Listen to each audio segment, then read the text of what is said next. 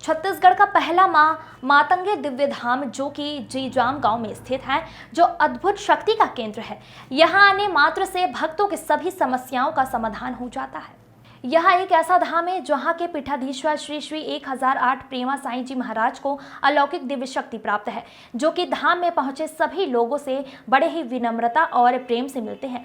इस धाम की सबसे चमत्कारी बात, पीठाधीश्वर श्री श्री 1008 प्रेमा साईं जी महाराज बिना बताए व्यक्ति का पर्चा बना देते हैं। सबसे खास बात, महाराज जी बस समस्या ही नहीं बताते बल्कि समस्या के साथ समाधान भी बताते हैं। इस धाम में विभिन्न राज्यों के साथ साथ विदेशों से भी भक्तों का जमावड़ा देखने को मिलता है। इस धाम में असाध्य रोग अस्थमा का भी निःशुल्क इलाज होता है, जो भी महज 3 दिन खुराक और अस्थमा जीवन भर के लिए खत्म। धाम में दिनांक 9 मार्च को दोपहर 2 बजे प्रेस वार्ता का आयोजन किया गया, जहां श्री श्री 1008 प्रेमा साईं जी महाराज अलौकिक दिव्य शक्ति और मां मातंगी दिव्य धाम के बारे में विस्तार से चर्चा करेंगे। Bureau report. जी देखिए, ये जो है यहाँ पर पिछले 1 साल से मां मातंगी दिव्य धाम की स्थापना की गई है और 3 महाविद्या यहाँ पे विराजमान है, मां मातंगी, मां बगलामुखी और मां छिन्नमस्ता। तो यहाँ पर जो है दूर दराज से लोग आते हैं, उनके जीवन में जो भी समस्या होती है, समस्या लेकर यहाँ आते हैं और माता रानी की कृपा से वो दूर होती है। और यहाँ पर जो है पर्चा भी बनाया जाता है, जो उनके मन में प्रश्न होते हैं उसके उत्तर जो है पर्चे पे लिख दिया जाता है। और माता रानी से प्रार्थना करते हैं हाथ जोड़कर कि जो व्यक्ति सामने बैठा है उसके जीवन में जो परेशानी है या जो परेशानी लेकर वो आया है, तो वैसी प्रेरणा जो मन में आती है वो हम लिखते जाते हैं और वो माता रानी की कृपा से जो है सही भी साबित हो जाती है। अभी तक कितने लोग पर्चे बना चुके हैं और कितने लोग की समस्या का समाधान हो चुका है? पर्चे तो वैसे 4-5 हज़ार लोगों से ज़्यादा का बन चुका है। ये पर्चे समस्या का समाधान कैसे, ये क्या है एक्चुअल में? अभी तक लोगों को ये समझ में नहीं आता ये आप किसी के बारे में कैसे जानते हैं, क्या है इसका लॉजिक क्या है? ये देखिए, ये माता रानी से प्रेरणा मिलती है, मन में जो आता है वो लिखते जाते हैं। माता रानी से प्रार्थना करते हैं कि अमुक व्यक्ति जो सामने बैठा है इसके बारे में कुछ प्रेरणा दी जाए, तो जो प्रेरणा आती है वो लिखते जाते हैं और वो 100% सत्य हो जाता है। ये क्या कोई सिद्धि है? ये माता रानी की कृपा है, आशीर्वाद है। बाबा जी, आप बने कैसे? चमत्कारी धाम है आपका। ये स्थिति आपको कैसे मिली, या आप इससे पहले क्या थे? अपने बारे में अपना जीवन परिचय दीजिए कि क्या पढ़ाई है आपकी और आपने कैसे इस लाइन बोले या इस विद्या में आए, आप जी आपको जो ये मिला। जी देखिए, ये जो है इस क्षेत्र में आने की जो है बचपन से ही मेरी इच्छा थी, क्योंकि घर का जो वातावरण था वो आध्यात्मिक वातावरण था। मेरे माता पिता हमेशा जो है आध्यात्मिक बातें करते थे और लगता था कि ऐसी कोई सिद्धि साधना हो या आध्यात्मिक मार्ग में आगे जाना चाहिए। तो इसीलिए जो है बहुत कम उम्र से 7-8 साल के उम्र से ही जो है मैंने ये सब मतलब भक्ति मार्ग को चुना था। और आसाम में मेरे गुरुदेव थे जिनका नाम समेर दास जी महाराज, जो अभी मतलब जो है स्वर्गवासी हो चुके हैं। गुरुदेव, क्या आप कोई विद्या की साधना किए हैं या गुरु जी कोई साधना की है? गुरुदेव तो वैसे 9 महाविद्या के साधक थे, 10 महाविद्या में से, और हमने 3 महाविद्या की साधना की है भक्ति मार्ग से, मां मातंगी, मां छिन्नमस्ता और मां बगलामुखी।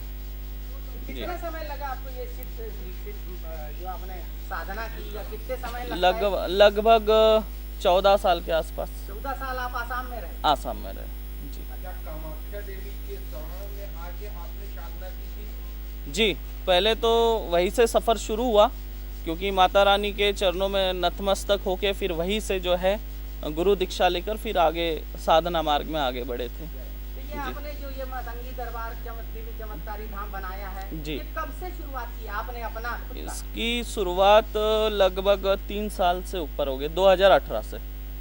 2018 4-5 साल हो रहे हैं। हाँ, हाँ 2018। अच्छा, हाँ, कहाँ से शुरू? पहले अभी तो शिविर, आपने बोला पहले 1 साल हुआ। नहीं, पहले शिविर होते थे हमारे। अच्छा। पहले शिविर लगते थे अलग अलग राज्यों में, और आज भी शिविर लगते हैं हमारे।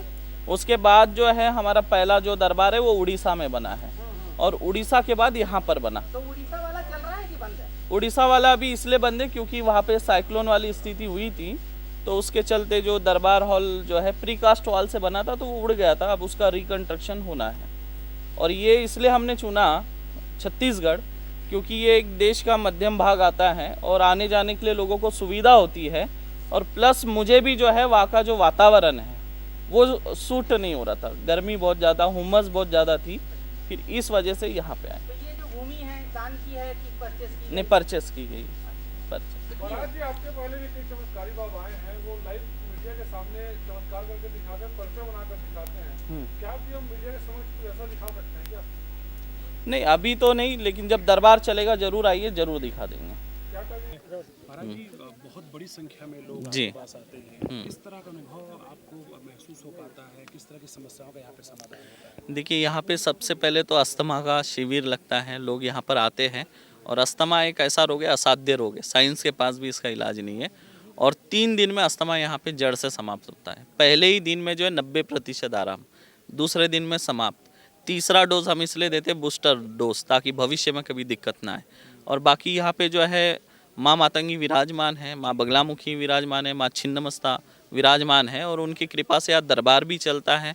लोग तरह तरह की समस्या लेकर आते हैं तो उनका पर्चा भी यहाँ बनता है, तो जो उनकी समस्या होती है फिर वो माता रानी के चरणों में रखी जाती है, फिर उनके जीवन में जो समस्या है उसका निवारण हो जाता है माता रानी के आशीर्वाद से। बदलता है, केस स्टडी कुछ है आपके पास में, उनका एक्सपीरियंस किस तरह से रहा है, जिनका जीवन पूरी तरह से बदल गया हो यहाँ पे आने? ऐसे तो बहुत सारे लोग हैं अभी, लेकिन ये अस्थमा का शिविर है तो यहाँ पे अस्थमा वाले मिलेंगे आपको, और वैसे जो लोग हैं जिनका जीवन पूरी तरह से बदल चुका है, वैसे लोग दरबार में जब आते हैं पेशी में वही लोग आ रहे हैं जो लोग बदल चुके हैं, जिनका जीवन में कुछ ना कुछ परिवर्तन आया है, वो लोग आपको बता सकते हैं। बहुत लोग हैं। जो अस्थमा पीड़ित है उनको हाँ, अभी हम यहाँ पे लाइव अभी मेडिसिन देंगे कि ये कैसे दिया जाता है।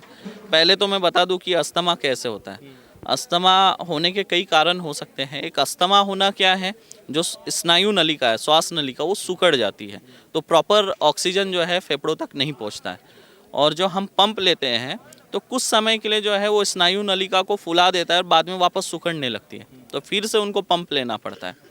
और एक होता है फेफड़ों में इन्फेक्शन। अगर फेफड़ों में इन्फेक्शन है तो लोग उसको भी अस्थमा समझते हैं, लेकिन वो अस्थमा नहीं है, फेफड़ों में इन्फेक्शन है, लेकिन वो भी जो है इससे रिपेयर होता है। इन्फेक्शन जो है वो भी रिपेयर होता है, लेकिन उसको कम से कम 5-6 बार यहाँ पे लेना पड़ेगा डोज। और अस्थमा वाले जो है 1 डोज में ही आराम मिलता है। ये दवा ऐसे काम करती है, जो स्मोक है, ये धुआं, ये गले से नीचे रोकना होता है फेफड़ों में, तो स्नायु नलिका जो है नॉर्मल साइज में आ जाती है, और उसकी जो सिकुड़ने वाली जो प्रक्रिया है वो परमानेंटली सॉल्व हो जाती है, तो इस तरह से अस्थमा ठीक हो जाता है। अभी तक कितने मरीज आपके पास आ चुके हैं अस्थमा के? अब तक तो हमने हजारों लोगों को ठीक कर दिया है, हजारों लोगों को, अन्य राज्यों के भी लोग लगातार आते या हर राज्य के, विदेश से भी लोग हैं, आते हैं। नेपाल, भूटान, बांग्लादेश से भी लोग आते हैं, जर्मनी से, इंग्लैंड से भी यहाँ लोग आते हैं।